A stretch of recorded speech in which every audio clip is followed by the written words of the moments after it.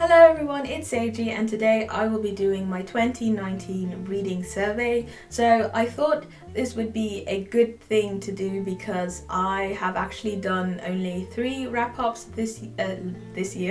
last year. I did one, I believe, in January, one in November and December, but I still haven't filmed it. Either way, I read about 130 books, comics, novellas, whatever, and so I thought this would be good to kind of like wrap everything up. So this survey was created by Lala, so I will leave a link to her channel as well as her 2019 survey in the description box below. I really enjoyed it. Go watch it. So yeah, let's jump into it. Okay, I need to jump to this side so I can show the book. Okay, yes, let's go. The first question is, how many books did you read this year? I read 130. Most of them were books, I would say. Quite a few comics, graphic novels, and a few novellas, but I guess you can call those books as well. My most read genre, I wouldn't know the exact number because I only kept track on Goodreads. This year I'm going to be using like the Book Riot thingy that tracks like people of color, LGBTQ+, and like genre and everything like that. But just going off of looking through all the books that I read, I would have to say fantasy. I think I read about 20 of those. Well, I'm saying so, but I'm pretty sure it's probably like, I don't know, 12, something like that. My favorite book of the year, that would be Middle Game by Sean Maguire. I think I've made that clear multiple times on this channel. I love it so much. It's maths, it's language, it has chess. It made me actually start playing chess. I love it. It's great. It's so cool. Add me on like the chess.com. It's the ARTISAN GEEK.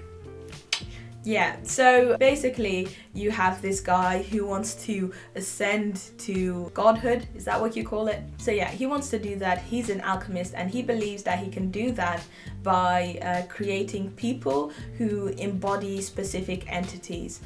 So 2 of those people are Roger and Dodger.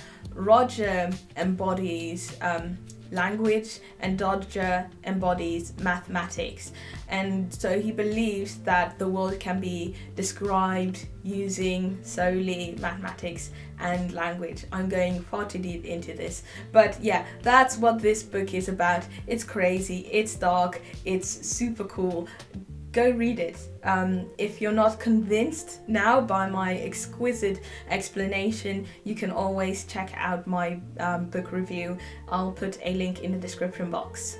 Least favorite book of the year, that would have to be After by Anna Todd. I listened to it in January and that was honestly one of the biggest regrets of my life. I don't know why I did it. I just regret the whole process of whatever it was that I did, because it left me feeling miserable, and it was really that moment that I realized that I absolutely hate reading terrible books. And so yeah, I don't review them anymore and I usually just DNF them. Anyway, most disappointing book of the year, that would have to be Sandman by Neil Gaiman. It's the comic of like this guy who is Dream, the Sandman. I didn't enjoy it. I had high hopes because I read the introduction. I always like read the intros and forewords, and the guy who wrote it was talking about how he read it as a young boy, and it was like anything he had ever read, and he was so fascinated by it. And I've heard a lot of people saying that it's like one of their like favorite comics and that it's so good, and I did not like it whatsoever. I disliked the art style. It made me feel ill. The plot, it was too complicated for me. I don't know. perhaps I'm not smart enough to grasp those concepts, but it was not worth it for me. I think I got halfway through and I just gave up. So yeah, that was really disappointing, and it was also the first thing that I had read by Gaiman, but I still have, I think, one of his books, a middle grade, I believe, or a young adult book. But yeah, I will read that one someday, but so I'm not like completely dissuaded from Gaiman, because I do believe that he is a good writer. I have like read snippets of like, what's it called, Norse mythology, and that I actually did enjoy. The most overhyped books. Well, the thing that I have with hype is that I feel that they're actually two different things that influence each other. So what hype means for me is, on one hand, that like early reviewers really enjoyed the story, and also just the marketing team going really hard on a book. And like I said, I know those two are connected, but I'd like to view them as separate things. So in terms of like marketing going really hard, I would say Frankly in Love, and what's the other one? Ninth House. Frankly in Love I got a copy of, and I enjoyed what I read, but I wasn't grasped by it like too tightly. And I would have expected that to happen for a book that had so much marketing around it. I was like, it's going to be like really, really cool. But yeah, I don't know. I don't even like hear a lot of people talk about it anymore. Same goes for Ninth House. But yeah, then again, I get all like my reviews mainly from Brookstagram. What? Bookstagram. Most unexpected book you loved. That will have to be The Stormkeeper's Island by Catherine Doyle. I know I haven't said a word about this book on my channel, and I think I read it back in April, but oh my gosh, it is such a heart-wrenching and beautiful middle grade fantasy. It's about this boy named Finn, and his father passed away before he was born, so his mother is taking care of him and his older sister, and so his mum is just exhausted. She needs a break, so she sends her kids off to this island, Arranmore in Ireland. It's actually a real island. Actually, the author's grandparents used to live there as well. Fun fact. Anyway, they go to the island there, and Finn quickly finds out that there is magic on the island, and there is a stormkeeper who basically protects the island and its magic from evil forces. And so there is like an ancient and old sorcerer who is trying to gain their power back and attack Arranmore. And that is kind of like what this book is about. It takes such a unique approach to exploring Alzheimer's, time, memories, the importance of memories. The magic system is also tied to that. It's beautiful, it's amazing. I have written my review already, like almost a year now, but I just wanted to make a really special video for it because it's a really special book to me. But yeah, that takes time and I'm a bit struggling with that, but yeah, we'll see. Maybe I'll just make a regular video. Either way, moving on, the longest book of the year. So technically that's Tomie by Junji Ito, which had 720 pages. But yeah, mangas are very easy to read through. So I read that in a day, but if I would like read a normal book, I wouldn't be able to read 720 pages.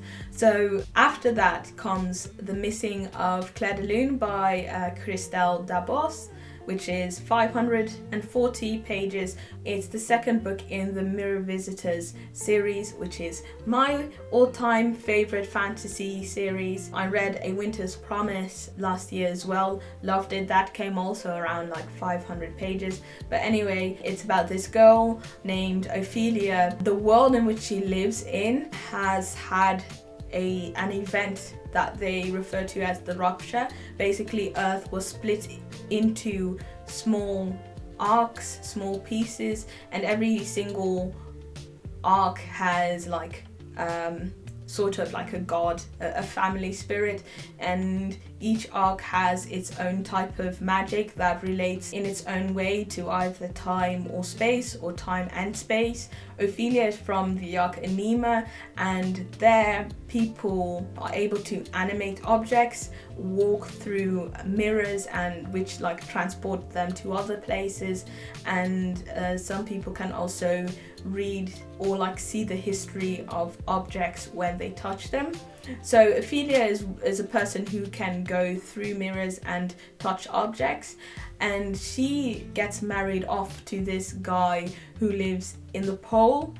That arc is like really, like, I wouldn't say dark, just really cold. The people are cold, the place is cold, it's terrible. Ophelia doesn't want to go, but she has to, and she has to stay there for the rest of her life. I mean, she's getting married, but she quickly understands that she's just a pawn in a big ass scheme, and yeah, it just unfolds in like the most marvelous way. Christelle Dabos's writing style is amazing. It's very flowery, very poetic, but also very legible. I loved it so much. I think I read the 2 books in like 4 days, something like that. It was great. Loved it so much. The shortest book I read was Ghost Stories by Jeremy Dyson, which had about 80 pages, and it's actually a play. It's like ghost stories. I have been active in the British theatre, and so I think it's important for me to read more plays. So yeah, I read this one because it was like one of the only horror plays that I could find at Waterstones when I was in London.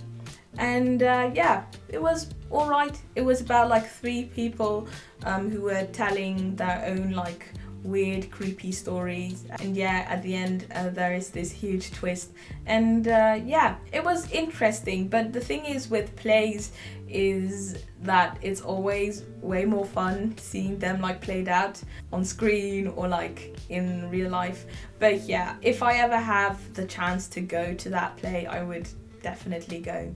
The book that felt like the biggest accomplishment, that would definitely be Common Sense by Thomas Paine. Not because it was huge, I think it had about like 100 pages, something like that, but it was the pamphlet that helped start the American Revolution. Basically, the people who are like me who know nothing about that, the American Revolution basically was that America wanted to be independent from Britain. Basically, they had to pay Great Britain like taxes and stuff, but they had no representation, and so basically the United Kingdom was just exploiting America, and they were not happy with that. So voila, the American Revolution. And Thomas Paine was an Englishman who moved to America. He wrote this pamphlet about like what was wrong about Britain and why America should start a revolution, and so they did, and that was what it was about. It was really tough for me. I did a lot of research as well because I have like zero knowledge with regards to American history. Anyway, yeah, if you would like to know more, you can check out a review that I did, which I'm really proud of. Either way, let's move on. Favorite character, that has to be Roger and Dodger from Middle Game. Like I said before, my all-time favorite. I connected to that book on a level that I have never had with any other book. And if I really had to choose, I would have to say Dodger. I'm not really good with people, contrary to maybe what you might think seeing me here on the screen. I have a hard time. Oh my gosh, I don't want to talk about myself. Yes, okay, let's move on. I love Dodger. Dodger and I have so much in common. I'll leave it at that. A book that made me cry, I would have to say A Monster Calls by Patrick Ness. There were things about Connor which I could relate to so much, and so it was really hard for me to actually read the book because my eyes were just filled with tears the entire time. So yeah, that that's the book. A book that made you laugh. I actually had such a hard time coming up with this one, but then I remembered that I had so much fun reading City of Girls by Liz Gilbert.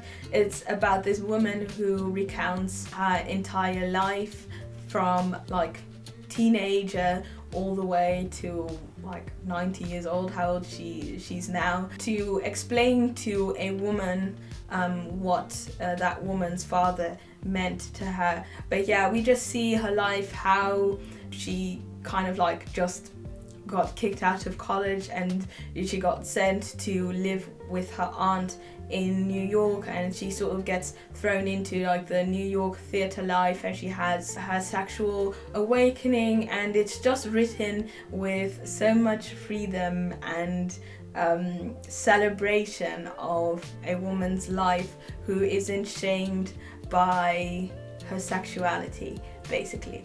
And I liked that a lot. And yeah, it had a lot of funny and cheeky scenes, so I did laugh a lot. A book that was underhyped, I would have to say Red at the Bone by Jacqueline Woodson.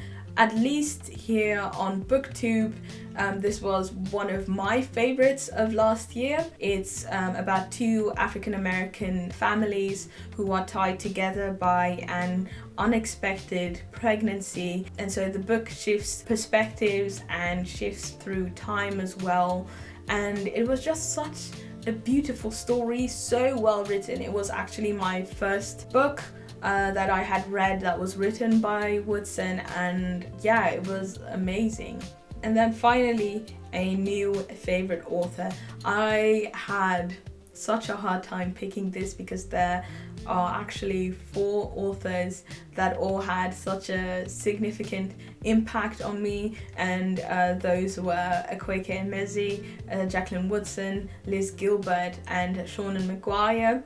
So like, how do you choose? So yeah, actually it's each and every one of them is for like a different reason, but then if I had to pick one, I would have to go for Seanan McGuire because she wrote Middle Game, and also because I read like 4 of her other books besides Middle Game last year as well, so yeah, I'd have to give it to her. Anyway, this was my 2019 survey. Thank you very much for watching. If you like this video, give it a thumbs up, subscribe if you haven't already, and I will see you in the next video.